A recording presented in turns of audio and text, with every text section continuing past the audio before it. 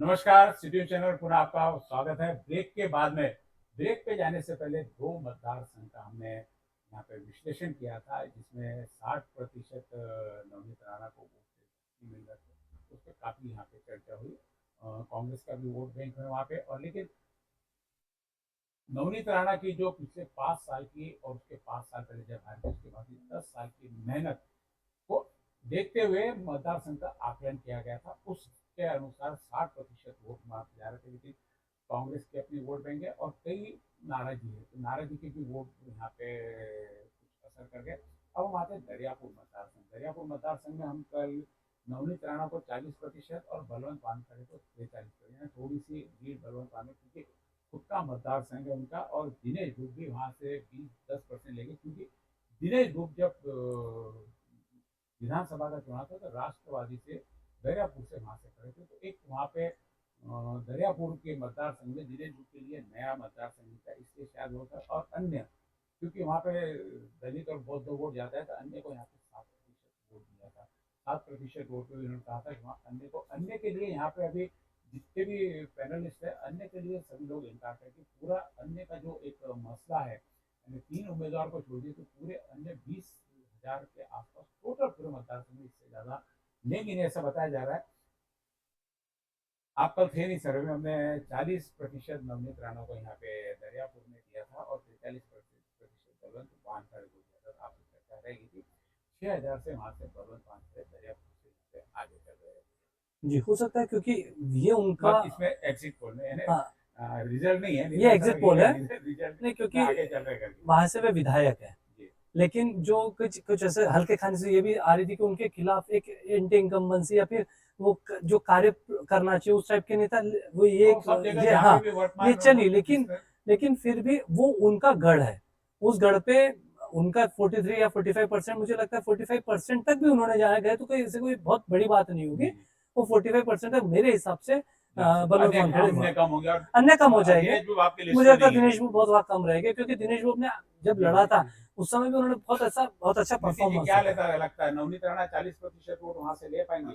देखिए, वहाँ पे मेरा जो गांव है उधर से मतदार संघ चालू होता है। मेरा गांव सिर्फ वहाँ आता है 4 किलोमीटर का, दरियापुर मतदार संघ चालू होता है। वो जो एरिया है वहाँ पे भी मुस्लिम बहुत है जी, और बौद्ध समाज के भी बहुत ज़्यादा लोग हैं। तो वो आप ये मत भूलिए कि गवई साहब जब खड़े थे अनंत गुड़े के सामने, तभी वो जनरल मतदार संघ था, यानी मराठा बाकी लोग भी वहाँ पे वोटर्स थे। उन्होंने अनंत गुड़े को एक बार हराया है, जनरल होने के बावजूद भी गवई साहब वहां से चुन के आए थे। अब ये बात भूल नहीं सकते। आरपीआई का वहाँ पे उम्मीदवार भी रहता है हर बार वहाँ पे। तो ये टाइम में कैसा है कि ये टाइम में आप देखो अंजनगांव, सुरजी, उसके बाद में दरियापुर, फिर कोकड़ा, ये जो जितने गांव है वहाँ के, वो इधर भी आप देखेंगे तो उधर मुस्लिम लोगों ने इतना भर भर के वोटिंग किया है। और ये टाइम में बौद्ध समाज में मैंने देखा, क्योंकि मेरे ऑटो यूनियन में 35% मुस्लिम है, 35% बौद्ध समाज के थे। उन्होंने बौद्ध समाज ने ये ठान के लिया था कि हमारा वोट अगर मैं आनंद राज को वंचित को देंगे या बहुजन समाज के, तो वोट टोटल वेस्ट जाने वाला है। हमारा आदमी ऊपर जा रहा है, कभी नहीं तो हमारे वर्ग को एक प्रतिनिधित्व मिल रहा है बोल के पूरे एक साइड में। क्योंकि मेरे गांव में 700 वोटिंग है, वो 800-700 में से आपको 600 वोटिंग हो गए उधर, और 600 में से 600 बलवंत वानखड़े को गए। हालांकि वो रवि राणा का वहाँ पे कैंडिडेट चुन के आता। फिर तो ये आप गट्ठा वोटों को कभी भी आप ये मत करो, क्योंकि मैं आपको एग्जांपल दिया अभी कि 1-2-4 पेटियां ऐसी खुली थी कि जहाँ पे नवनीत राणा को 900 वोट थे और अरसू को 3। एक पेटी तो ऐसी निकली 778 वोट। कुल मिला के पूरे मतदान में, पूरी लोकसभा चुनाव में जातिगत समीकरण। और दरियापुर में क्या हुआ, बाहर साहब हिंगनीकर और जैसे जो कांग्रेस के लीडर थे, माफी को मालूम, वो ऐसे रात दिन ऐसे घूम रहे थे पटेल समाज के पास में, यानी देशमुख और सेना का भी वहाँ पे सेना का गढ़ है ना। आप ये मत सोचो ना कि अनंत गुड़े जैसे आदमी को 25,000 वोट मिले थे, सुधीर सूर्यवंशी को 20,000। जो उद्धव बाला साहब ठाकरे को मानने वाला जो शिवसेना का वर्ग है, वो दरियापुर में ज्यादा है। आप देखेंगे बादशाह के वहां से 3-4 बार चुन के आए थे, और हिंगणीकर भी 5,000 वोट से ही हारे थे उस टाइम में शिवसेना। तो शिवसेना के वोट कहाँ जाएंगे टाइम, तो शिवसेना के पूरे वोट तो नहीं शिवसेना के मैं वोट खुद के बलवंत वानखेड़े का खुद भी वहां पे बस, हाँ। 90% शिवसेना के जो वोटर थे वो गए। मैंने देखा वो वाकोडे वगैरह जो कंपनी थी शरद पवार के जो नगर सेवक है वहां पे, उन्होंने बहुत काम किया है उधर। उनके होटल में बैठकें बैठती थी, मैं गया था उधर उस दिन। तो पंजाबी सब लोग कर रहे थे। आपको क्या लगता है बलवंत वानखेड़े 43% से ऊपर ज्यादा 50% उधर दिनेश गुप्ता आपने जो 43 आंकड़ा कहाँ से निकाला मालूम नहीं। नहीं, ये तो हमारी जो टीम गई थी मगर 450 लोगों ने, मैं बोलता हूँ 50 मैं आपको बता दूं, हमारा जो ये हजार वोटों का सैंपल लिया, सब जगह 1000 लोगों का सैंपल लिया हमारे प्रतिनिधि और प्रतिनिधि के, इसलिए महीने भर से काम चालू था। तो 430 जो चिट्ठियां उसमें आई है, 430 चिट्ठियां ये बलवंत वानखेड़े की थी, 100 चिट्ठियां दिनेश गुप्ता की थी और 70 चिट्ठियां अन्य की थी। इस हिसाब से ये 43% का आंकड़ा हमारा ऊंचा है। जो ये 1000 वोट निकाले उसमें मुस्लिम के लिए सब तक हर जाति, हर समाज, हर वर्ग में सुनीता बताया कि नीचे से रिक्शे चलाने वाले से लेकर उद्योगपति तक हमने इनमें एग्जाम्पल मैं और एक देना चाहता हूँ कि लास्ट टाइम आप देखो 60% बूथ के ऊपर अड़सू साहब आगे थे और 40% इस पे बूथ पे नवनीत राणा आगे थी। फिर भी नवनीत राणा जीती, क्योंकि जहाँ पे अड़सू जी को 500 वोट मिलते थे वहां पे नवनीत जी को 300 वोट मिलते, या जहाँ पे अड़सू जी को 450 वोट मिलते थे तो नवनीत राणा को 280। लेकिन कुछ एरिया में जैसे मुस्लिम एरिया में वहां पे 900 वोट नवनीत राणा को मिलते थे तो उसको 0, 2, 3, तो वो जो गैप थी वो गैप भर के निकली नहीं। ये भाजपा के साथ ऐसा हो सकता है। हमने भी अमरावती के भी पिछले साल की शीट देख रहे थे, तो उस समय आनंद 1, 2, 3, 4 कई जगह 0। लेकिन यही बात बलवंत के साथ, बलवंत को सब वोटों में भले कुछ भी वोट नहीं, लेकिन वोट मिलेगी। खाली खाली पेटी कोई भी उनकी, मुझे नहीं लगता है कांग्रेस की कहीं पे, क्या लगता है कांग्रेस की ऐसी खाली पेटी में जाएंगी कि जहाँ कुछ भी वोट ना मिले, जैसे बीजेपी को अक्सर होता है। खाली पेटियां तो बीजेपी की जाने वाली है। काल आपण दर्यापूरच्या मतदारसंघाच्या संदर्भात आपण चर्चा केली, तो दर्यापूर विधानसभा मतदारसंघ हा शिवसेनेचा गड राहिलेला आहे।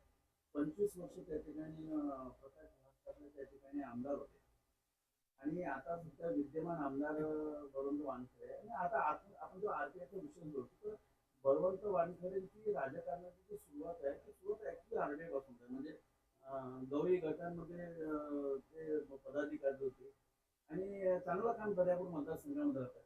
फक्त मला या सुद्धा सांगायचं की आपण ठीक आहे अमरावती लोकसभेच्या संदर्भामध्ये आपण चर्चा करतोय, पण सगळ्यांच्या चर्चेचा सूर सुद्धा दलित आणि मुस्लिम आहे। मला असा प्रश्न पडतो की बाकीच्या समाजाने मतदान केलं की नाही, म्हणजे हा जो आपला सूर राहतो तो दलित आणि मुस्लिमला आपण टार्गेट करतो आणि एक कॉन्सन्ट्रेशन खऱ्या अर्थानं आपण त्या दोन धर्मांकडे, दोन जातींकडे आपण पाहतो।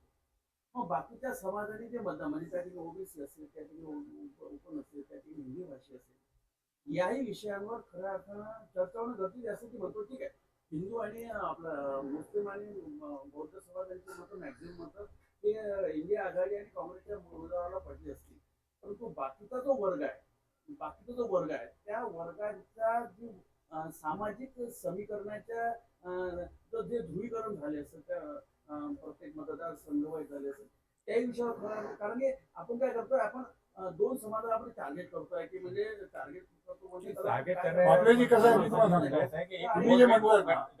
म्हणता बाकीचा इतर समाज ओबीसी झाला किंवा देशमुख समाज किंवा ब्राह्मण याच्यामध्ये तुम्ही असं नाही म्हणू शकणार ना की ते 100% नवनीत राहण्याला एक गोष्ट क्लिअर आहे की बौद्ध समाज आणि मुस्लिम समाजाने म्हणजे असलेल्या आपल्याला ऐकू असलेल्या चर्चेनुसार हे मॅक्झिमम जे मतदान आहे हे मतदान इंडिया आघाडी म्हणजे काँग्रेसच्या उमेदवाराला गेलेला आहे।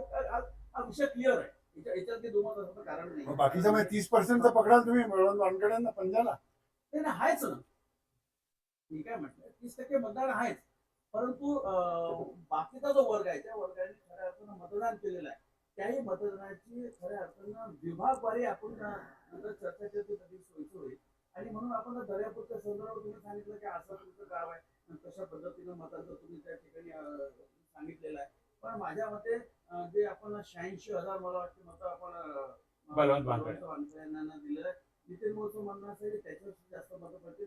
मी त्यांच्या मताला माझा दुजोरा आहे, त्यांच्याही मताला माझा दुजोरा असा आहे की पहिल्यांदा अमरावती जिल्ह्याच्या राजकारणामध्ये आपल्याला पाहायला मिळालंय की काँग्रेसचे सर्व नेते म्हणजे सुनील देशमुख असतील, बबलू देशमुख, बबलू देशमुख विलास असतील, इंगोले, विलासभाई इंगोले असतील, बबलू शेखावत असतील, यशोमतीताईचा तर विषयच नाहीये, हे जेवढे की नेते आहेत. बरं आता हे झाले काँग्रेसचे वरिष्ठ नेते.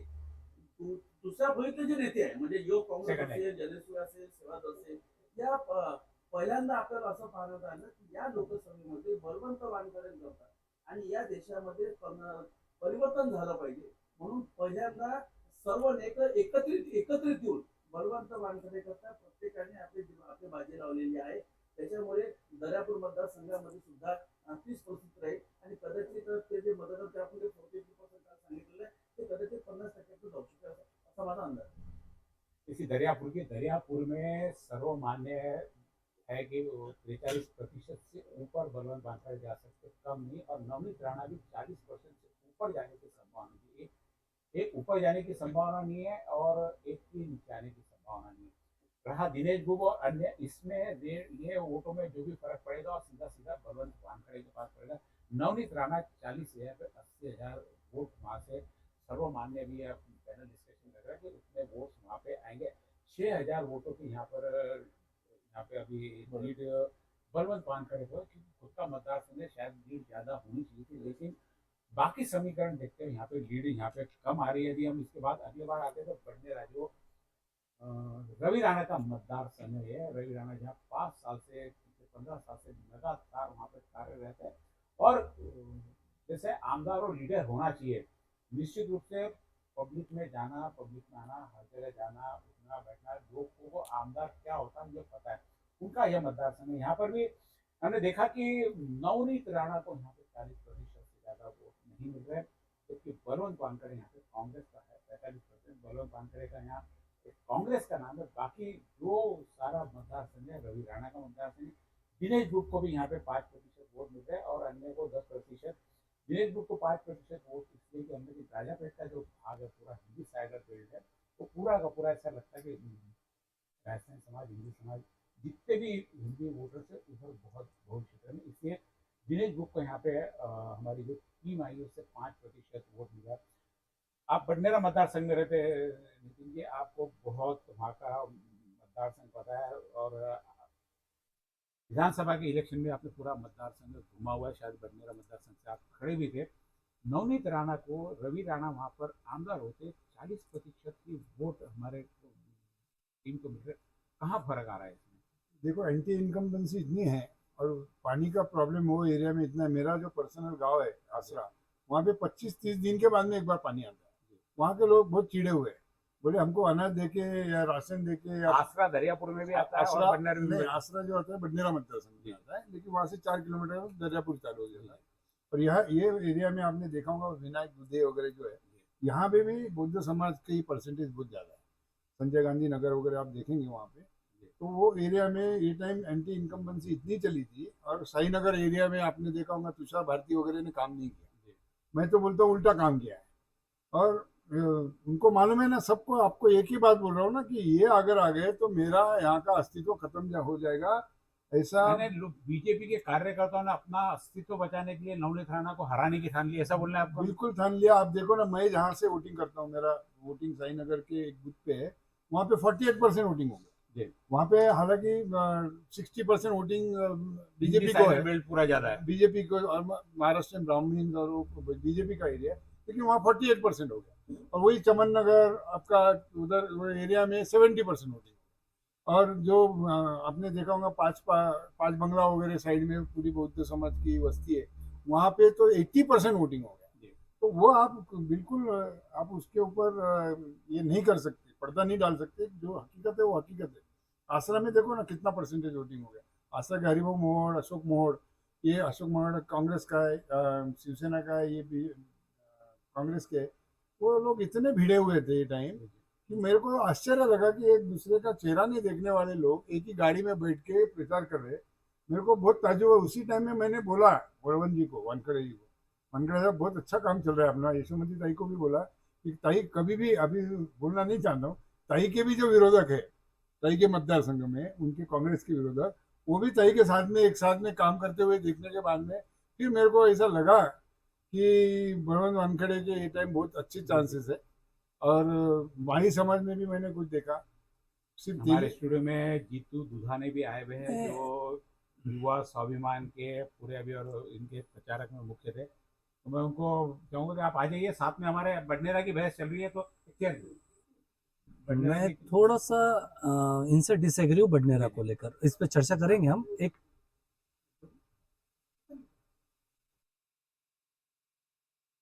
बोलिए ना अपना। देखिए कैसा है, अभी नितिन जी ने कहा कि एक यहाँ से नवनीत राणा को काफी कम वोट मिल रहे हैं। मुझे ऐसे कि पिछले हम 3 चुनाव देखे हमारी अगर अभी जो अभी डिस्कशन चल रही है, कल का जो हमारा सर्वे हुआ था, बडनेरा मतदार संघ आया हुआ सर्वे में, नवनीत राणा को वहाँ 40% जबकि रवि राणा का मतदार संघ है 15 साल से लगातार मतदार संघ में वो कार्यरत है, उसके बावजूद यदि 40% का ये देखना पड़ता तो कहाँ कमी हो। नितिन मोहन ने बताया कि एंटी वगैरह वहाँ पे सारी है, अभी उसके बारे में ये भी नहीं, मैं इससे डिसएग्री इसलिए हूँ। देखिए रवि राणा हर बार निर्दलीय जीते वहां से, हमें ये भूलना नहीं होगा। उनका एक वोट बैंक है वहां, आप उसे माने ना माने, वो ना बीजेपी का वोट बैंक है, ना वो बीजेपी का वोट बैंक है, ना तो वो कांग्रेस का वोट बैंक है, उनका खुद का एक वोट बैंक है। अगर हम पिछला भी इलेक्शन देखें तो उसमें उन्होंने लगभग बहुत अच्छा एक मार्जिन जिया था। अब इसमें बीजेपी के वोट हमको प्लस करने हैं, हमें माइनस नहीं करने। मुझे ऐसा लग रहा है कि ये इसमें थोड़ा सा कि मुझे लगता है ये अगर नेताओं ने काम नहीं किया, लेकिन मैं बार बार कह रहा हूँ कि मोदी का अपना खुद का एक वोट बैंक है, नरेंद्र मोदी साहब का। हम उसे बार बार भूल रहे हैं, मुझे ये समझ नहीं आ रहा आखिर क्या ऐसा। तो मुझे ऐसा लग रहा है बडनेरा में ये जो दिखाया जा रहा है, मुझे इससे बहुत विपरीत दिखाई देगा। बडनेरा में ये जो आने वाला 4 तारीख को जब देंगे, मुझे लगता है इसमें बहुत बड़ा बदलाव दिखेगा। क्या लगता है, रवि राणा 15 साल काम करने के बावजूद वहाँ जो अभी परिमल बता रहा है कि मोदी का इम्पैक्ट के वोट इसमें नहीं जुड़े, क्या मोदी का भी इम्पैक्ट रवि राणा से ज्यादा है? लेकिन वो मोड़ को बडनेरा मतदार से सबसे ज्यादा जी जी। और विधानसभा में हर समय वो हमारे साथ में रहे। आज वो क्या बोल रहे हैं, तो उनकी पर्सनल राय उनकी क्या है मुझे मालूम नहीं है, लेकिन हर विधानसभा में नितिन भाऊ रघु के साथ कंधे को कंधा लगाकर चलते हैं।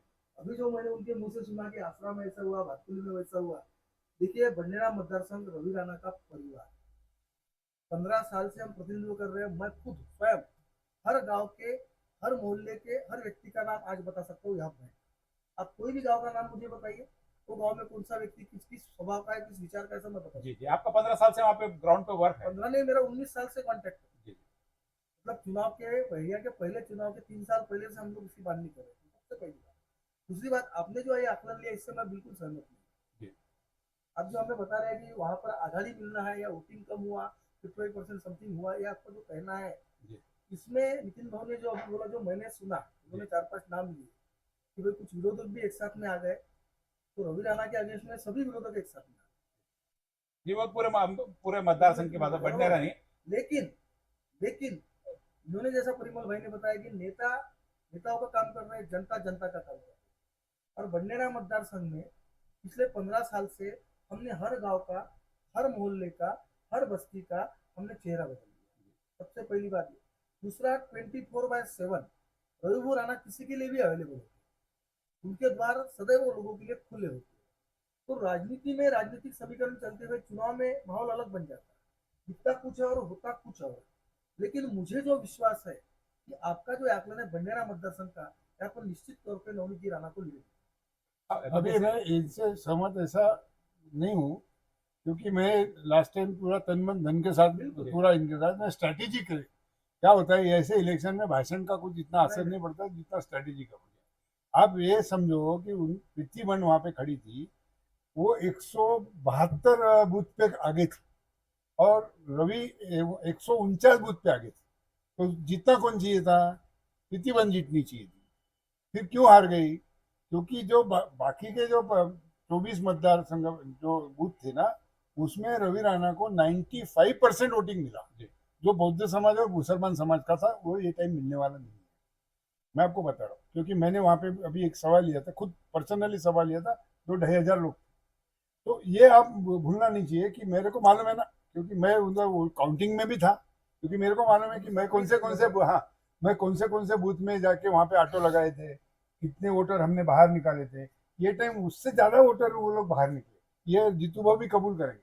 तो और दूसरी ऐसी बात है कि वो जो शिवसेना के प्रीतिबन के जो वोट थे, वो प्रीतिबन के वोट में सिर्फ शिवसेना के थे, और कांग्रेस के जो थे वो उसमें से कुछ रवि राणा को भी थे, लेकिन वो कांग्रेस के वोट अभी ये टाइम रवि राणा जी को मिलने वाले नहीं है, और शिवसेना के मिलने वाले और प्रीतिबन के भी मिलने वाले नहीं थे, और बौद्ध तो और फिर हिंदू, बौद्ध और मुस्लिम नहीं मिलने वो वाले, बौद्ध और मुस्लिम नहीं मिलने वाले। तो ये कैलकुलेशन आप कहाँ भूल रहे हो? नहीं नहीं, आपको क्यों ऐसा लग रहा है कि मुसलमान और बौद्ध नहीं मिलने वाले? 100% नहीं मिलने सुनिए ना वाले। क्या होता है वो किसी, आप फिर वही मैं कह रहा आपको हूँ। क्या लगता है मुसलमान और बौद्ध वोट सबसे आपको पहले भाई? बंडेरा मतदारसंघ की क्रोनोलॉजी आपको समझा। जी। बंडेरा मतदारसंघ टोटली जाति बहुल विविध समाज बहुल मतदारसंघ, वहाँ किसी एक मतलब जाति का समुदाय का प्राबल्य नहीं, और वहाँ बंडेरा मतदारसंघ में जातीय समीकरण हमने 15 साल में देखा है। मैं अगर स्पष्ट भाषा में कहूँ तो रवि राणा जी के जाति के पूरे मतदार संघ में 5 वोट भी नहीं। आंकड़ा आपने बोल दिया, पहली वोट बार भी खेला, नहीं है, लेकिन 15 साल से निरंतर वो जीत रहे। तो बंडेरा मतदार संघ हो या अमरावती लोकसभा क्षेत्र, आप जो जातीय कैलकुलेशन लगा रहे हो, लोग पार्टी नहीं, के वो अंदर जातीय कोई लगाते नहीं हम। पार्टी- आनंद गुड़े के वाली समाज के वोट 5000 वोट है, लेकिन 3 बार खासदार चुन के आए। नितीन वसुंधरा एक एक मिनिट, मागच्या वेळेला आपण दोघे काउंटिंगला सोबत होतो, हम दोनों साथ में। बंडेरा मतदारसंघ की अगर बात करते हो, जो आपने समीकरण अभी बताया कि ये समुदाय के नहीं मिलेंगे, ये समुदाय के नहीं मिलेंगे, ये आपका ऊपरी आकलन है। अब देख लेकिन लीजिए हर बूथ, समुदाय में बूथ- हर समुदाय में आपको मैं बूथ नंबर गिनवा वो दूंगा। तो मैं कह रहा हूँ ना। हर समुदाय में 2 टाइप के लोग हैं। ठीक है, सुनो। समुदाय का प्रत्येक जन को अपने समुदाय का स्पिरिट होना चाहिए, होता है और होना ही चाहिए, इसमें कोई दुमत नहीं।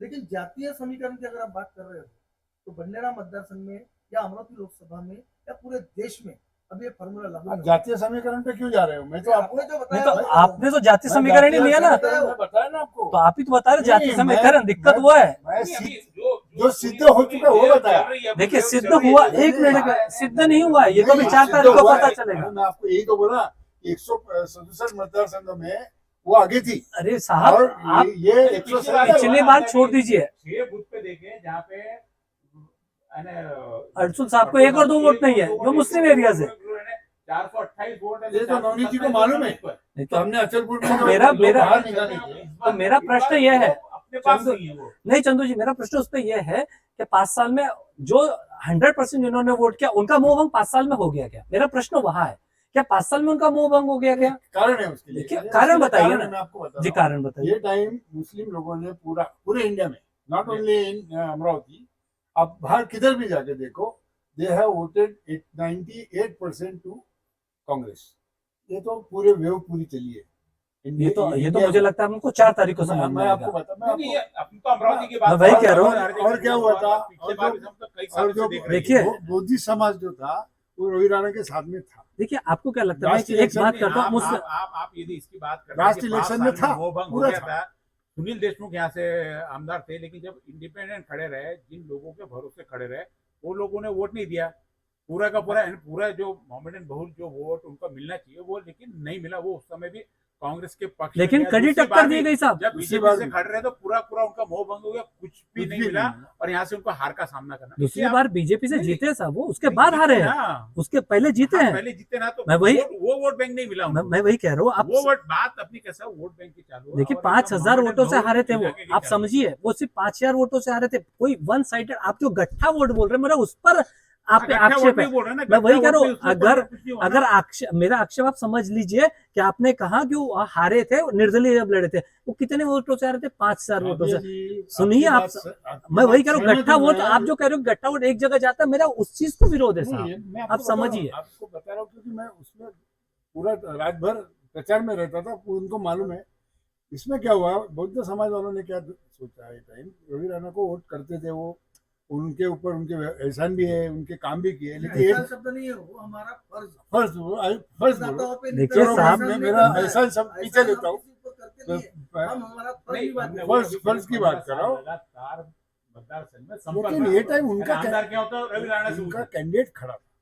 उनका कैंडिडेट खड़ा होने के बाद में वो अपना कैंडिडेट एक बार, कभी नहीं तो 5 गवई साहब के बाद में, कभी नहीं तो अपना कैंडिडेट संसद में जा रहा है। अरे साहब, तो ये टाइम ये लोग एक हो गए, ये इन्होंने कबूल करना चाहिए, मन में कबूल करते होंगे वो, क्योंकि मैं खुद वो 5 बंगला वगैरह एरिया, अभी मेरे ऑटो संगठन में 35% वो है, 35% वो है।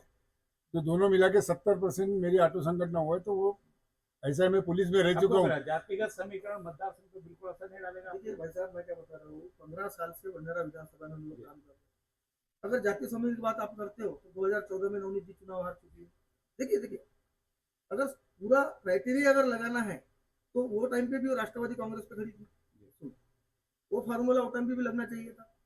2019 में हम लोग जीते और 2024 में अब ये क्या हो गया है, एक लोगों ने एक स्ट्रेटेजिकली बोलो, एक परसेप्शन क्रिएट किया, एक परसेप्शन क्रिएट किया है साहब। 2014 में तो मोदी वेव बहुत था, बड़ा बहुत बड़ी वेव थी। 2019 में उससे ज्यादा थी ना साहब। क्या हो गया, एक परसेप्शन बना लिया, ये समुदाय इसको है, ये मैं समुदाय वही मैं इसको है। बार बार मुझे भाई, वही हम लोगों कहना की पड़ रहा और है। इसमें क्या झूठ है? इसमें क्या झूठ है?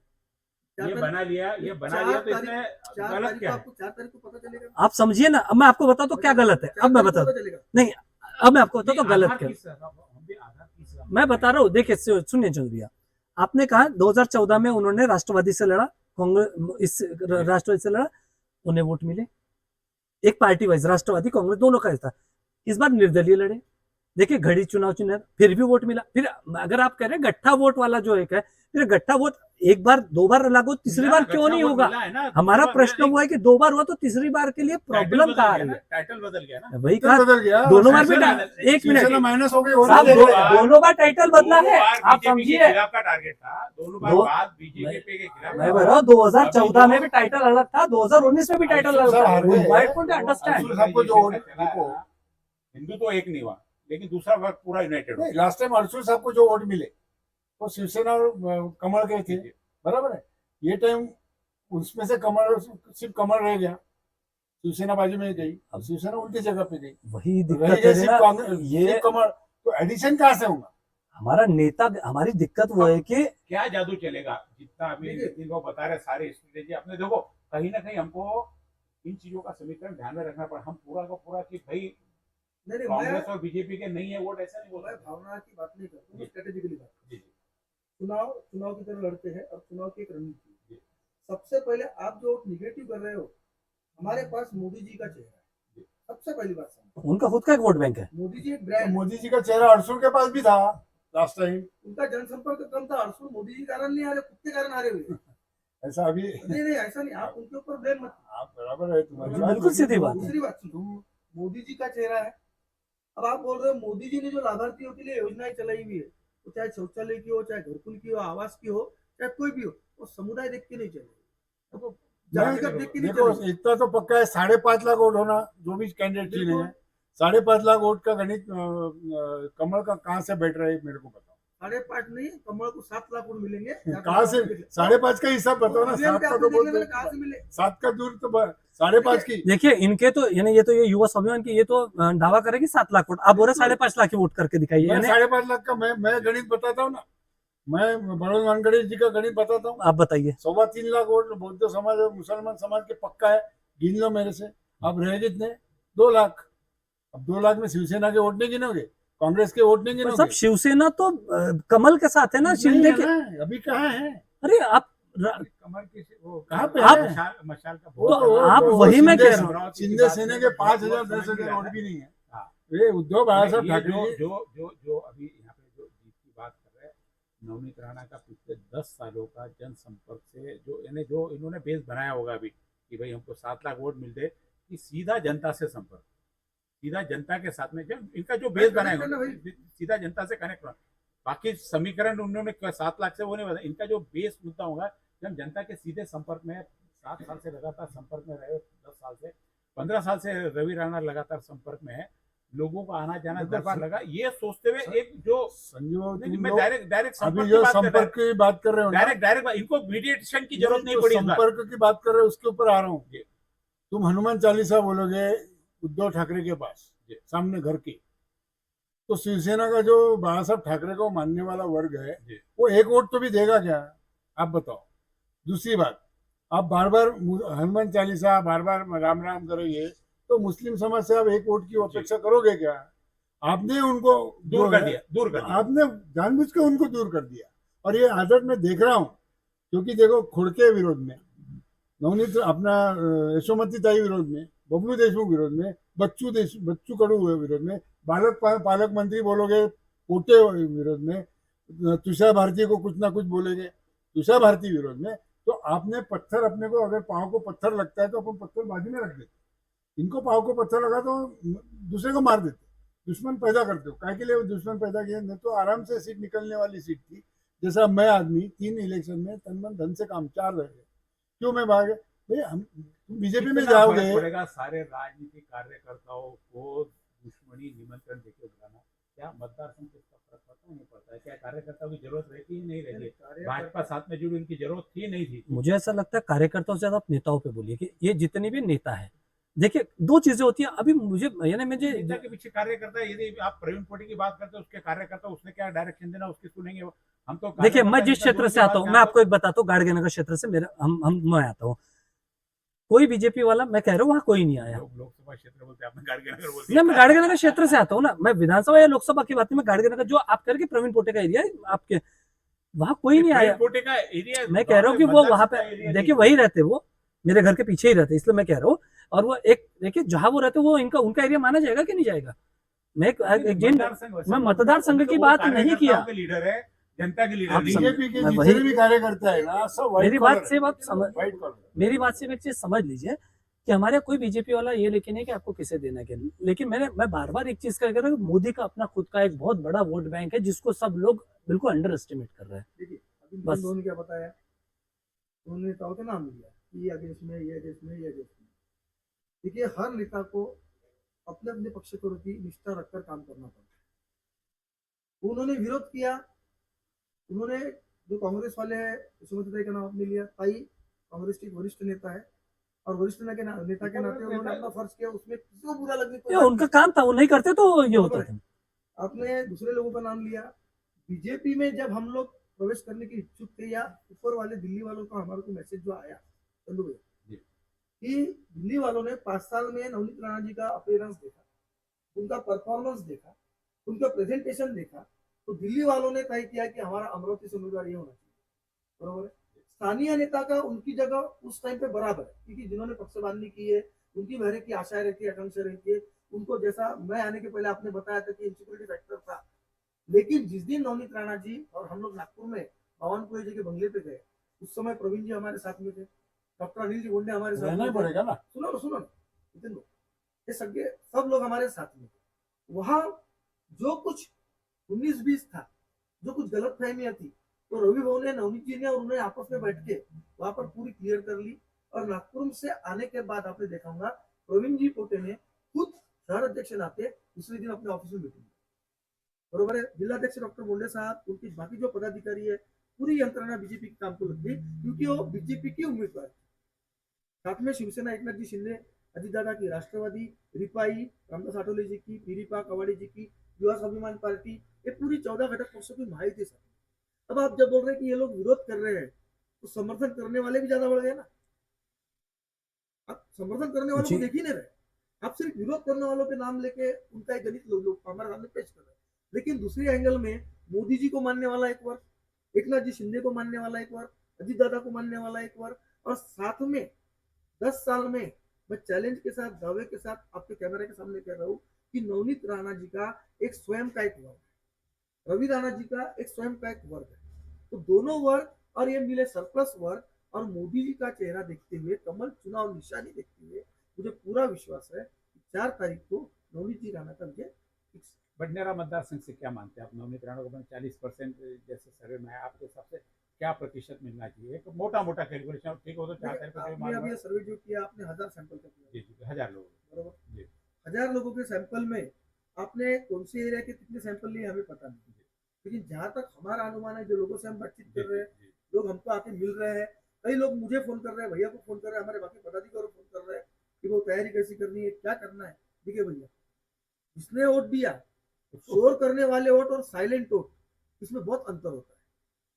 तो मुझे लगता है कि बडनेरा में 15,000 के ऊपर लीड मिली थी। यहाँ पे आपको 50% कम से कम वोट चाहिए यहाँ पे, कि 15,000 की लीड के हम, तो यहाँ पे आपको 50% गए टाइम ये पीछे थे ना बडनेरा मतदार संघ में, नवनीत राणा लोकसभा नहीं, तो वो कहाँ से भर के लाएंगे? तो सब बीजेपी का फैक्टर बढ़ा ना, अब बीजेपी फैक्टर को कैसे निकल गए ना।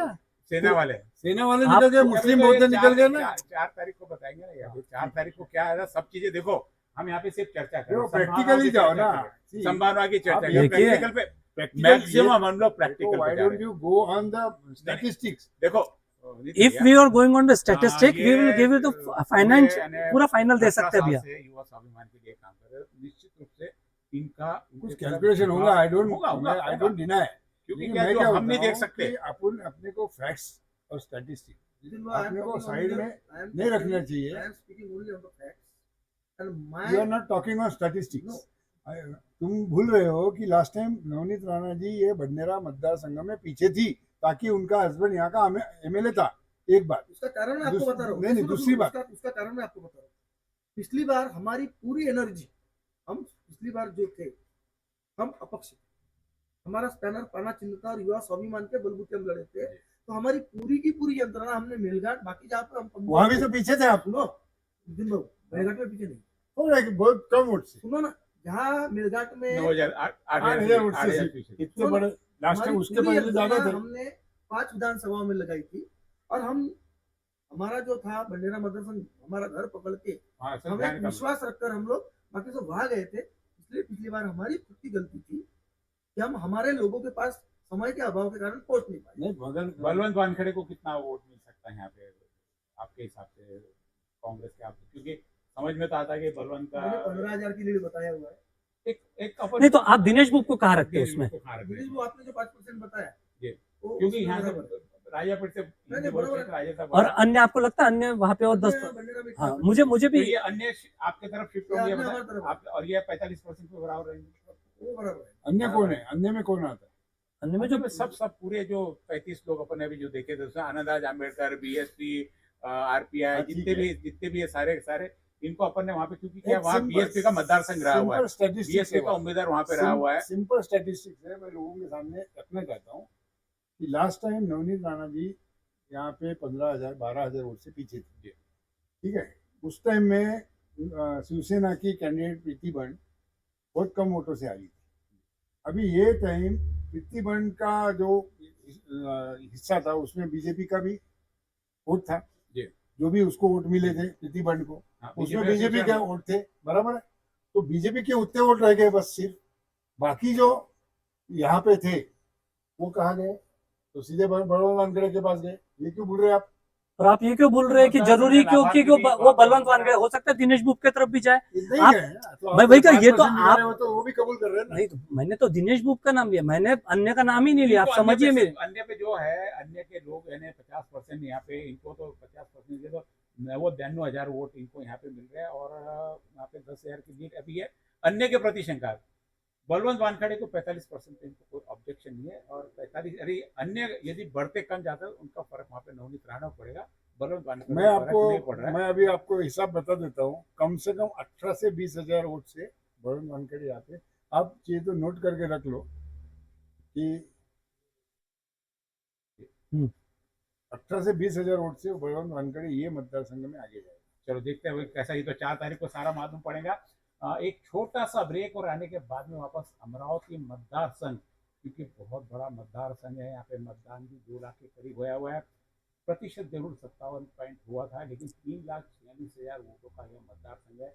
और नवनीत राणा यहाँ पर अमरावती में रची बसी है। बलवंत वानखेड़े यदि दरियापुर के है तो यहाँ पे कांग्रेस का बहुत बड़ा गढ़ रहा हुआ है, मुस्लिम बहुल क्षेत्र बहुत ज्यादा यहाँ पे, बौद्ध वोटों की, इन सारी वोटों की संख्या देखते हैं नवनीत राणा का पिछले 10 सालों का अमरावती से लगाव और उनका अटैचमेंट कितना वोटिंग में कन्वर्ट होगा, ये हम देखते आने के बाद में फिर वापस जानेंगे। दीपक दुधाने हमारे साथ में है, अमरावती का पूरा आकलन, क्योंकि हम सिर्फ ऊपर से कल्पना कर सकते हैं, लेकिन इन्होंने मतदार संघ की गली गली घूमी, इनको पता है कि कहाँ इनका गड्ढा है, कहाँ इनको प्लस हो सकता है। तो अमरावती मतदार संघ के बाद एक छोटे से ब्रेक के बाद पुनः